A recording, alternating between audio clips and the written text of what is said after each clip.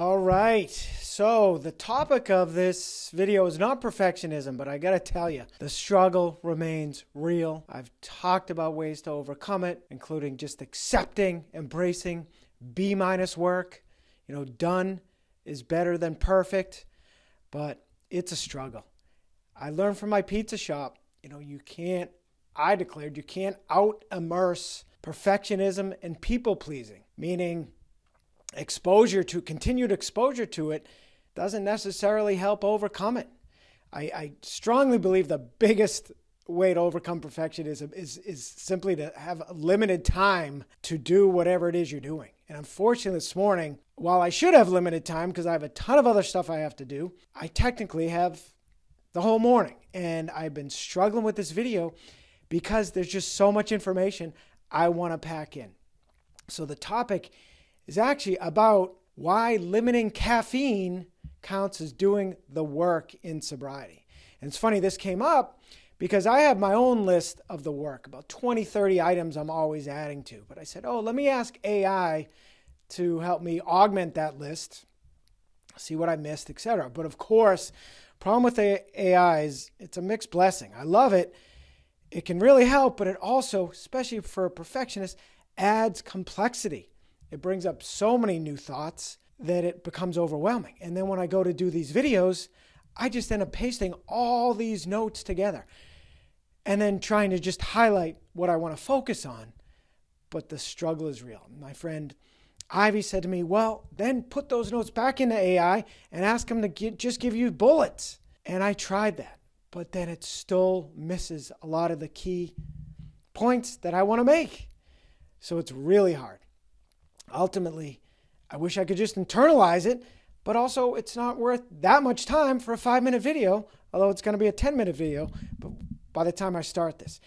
So I do think this is important, and I'm really torn because I just advised a guy who's in very early sobriety. I said, hey, have you thought of buying one of those high-end coffee machines and really trying to, become a coffee connoisseur? That'll give you something to focus on, and it'll give you an alternative, to drinking. Still feel like you've got a crutch, ABB, anything but booze in the early days. So I still absolutely think using caffeine, using coffee as a crutch, anything to prevent relapsing, especially in early sobriety, is key. But it is so fascinating how much caffeine can contribute to a relapse. And that's something we never talk about. And it didn't fully even hit me until AI, put on the list reducing caffeine intake as part of the work. And I even said to him, why do you consider that, part of the work? And kind of went into enumerating the reasons, which I'm going to enumerate. But, the biggest thing is in sobriety, anxiety is one of the top relapse triggers.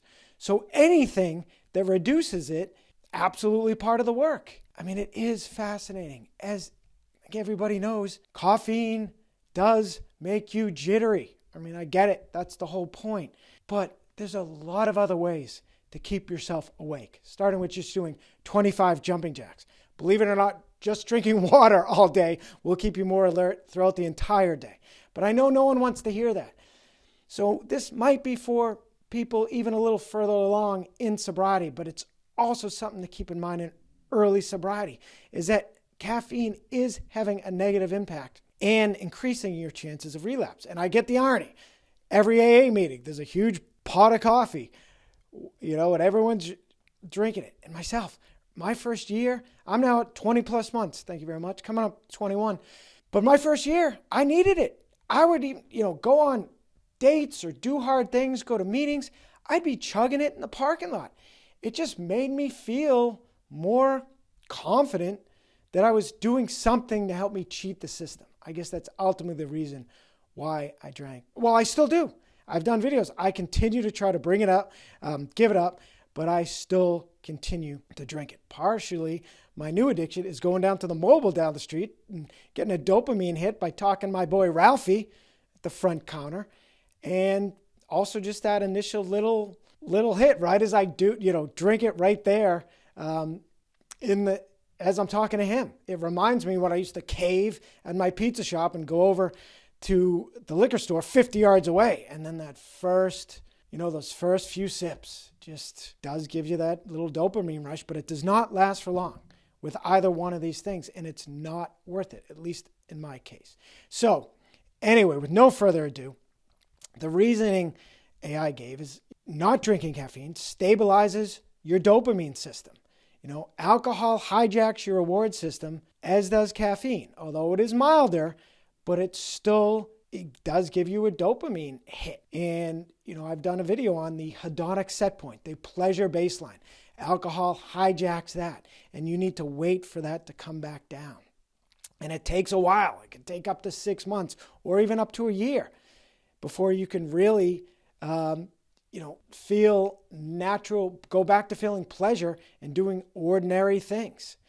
So it's so important that you allow that to reset. Oh, I meant to start off saying, my favorite meme, or one of them says, the key to life is a calm nervous system. And that is now one of the ways I describe recovery and doing the work. And I hit on that at the beginning. Anything that reduces your anxiety will reduce your relapse likelihood and is a tremendous part of doing the work. So important. So another thing about not taking in caffeine, obviously it improves your sleep quality, which is a core pillar of sobriety. And poor sleep leads to increased irritability, which leads to weakened willpower, which again ups your relapse risk. Spikes your cortisol, which is the stress hormone. Caffeine can raise cortisol levels by up to 50% with a single cup of coffee. And higher cortisol means elevated heart rate, intrusive thoughts, big reason people say they drink, right? Scattered thinking, overwhelm, big reason people drink, and rumination.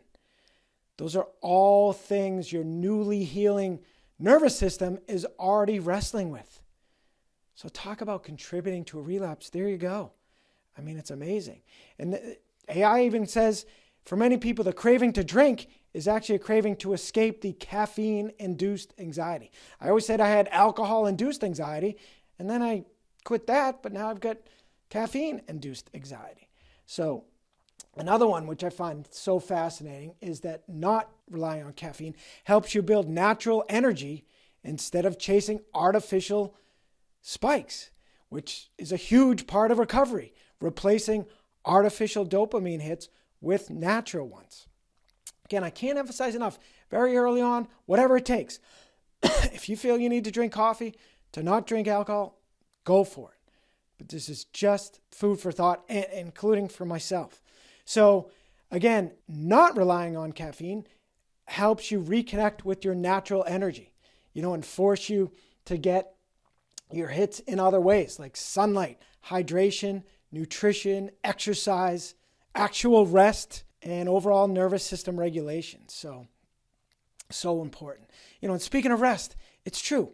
Times I have gone off coffee, caffeine, I'm so much more confident going to bed that boom, I'm just going to fall asleep and sleep through the night. So key. Without having to rely on melatonin, which is okay to take because your body produces less melatonin naturally. So that is okay to use as a sleep aid, but caffeine is still going to mess with your sleep. The last one to say is not drinking coffee, avoiding it helps build discipline and self-trust, which they say are key sobriety muscles.